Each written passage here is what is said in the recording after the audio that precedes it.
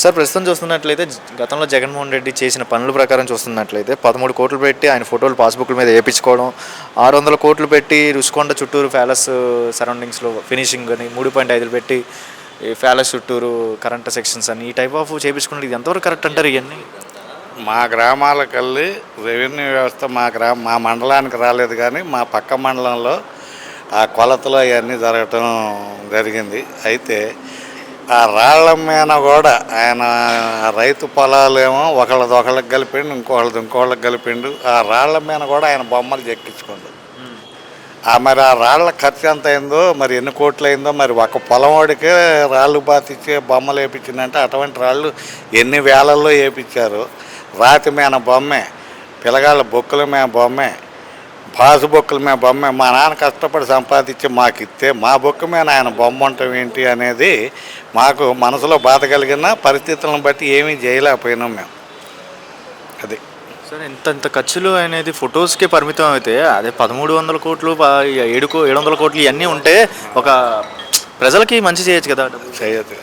ఒకటి మా కాడ రేపు ఎలక్షన్ అన్నదాకా మోకాట్లోతి గోతులతోటి రోడ్లన్నీ కూడా మేము ఎటు పోవాలన్నా కూడా నానా హింసలు పడుకుంటూ పోయినాం. ఒక కారు బావతి కాల, ఆటో బావతి కాల, ఏది బావతి కాల, రోడ్లకు పెట్టలే. ఏదో పథకాలని వ్యక్తిగత లాభాలు ఉండేటట్టు చేసిండు, కానీ మెయిన్ ఆర్థిక అభివృద్ధి అనేది మటుకి గ్రామాల్లో కానీ ఎక్కడా కూడా చేసింది ఏమీ.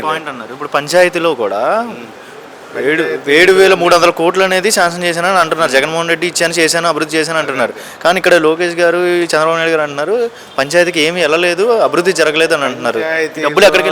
పంచాయతీలో కరెంటు బలిపేయడానికి కూడా డబ్బులు లేవు. పంచాయతీ ప్రెసిడెంట్ కొద్దిగా ఆర్థికంగా ఉండేవాళ్ళు వాళ్ళ సొంతంగా డబ్బులు పెట్టి ఏదో రకంగా వస్తాయిలే అని ఎదురు చూశారు. కానీ చివరికి ఒక పంచాయతీ ప్రెసిడెంట్, ఎస్సీ ప్రెసిడెంట్ ఉండకాడ, ఓసీలో ఆర్థికంగా లేని కాడ పంచాయతీ ప్రెసిడెంట్లు అనుభవించిన నరకం, పంచాయతీ సెక్రటరీలు, పంచాయతీ ప్రెసిడెంట్లు అనుభవించిన నరకం. మరి పల్లెటూళ్ళలో అయితే పంచాయతీ ప్రెసిడెంట్లు మానసికంగా కుంగి ఒక్కొక్కళ్ళు హాస్పిటల్ పాలైన వాళ్ళు కూడా ఉన్నారు. ఈ బిల్లులు రాక వాళ్ళు పెట్టిన ఖర్చులకి కనుక అంత హింస పెట్టడం జరిగింది ఈ 5 సంవత్సరాల పీరియడ్లో. పంచాయతీ ప్రెసిడెంట్లు ఏదో వాళ్ళు నామకావాచి ప్రెసిడెంట్లే, కానీ వాళ్ళు ఎంత మదన పడ్డారో ఆ భగవంతుడికే తెలియాలి.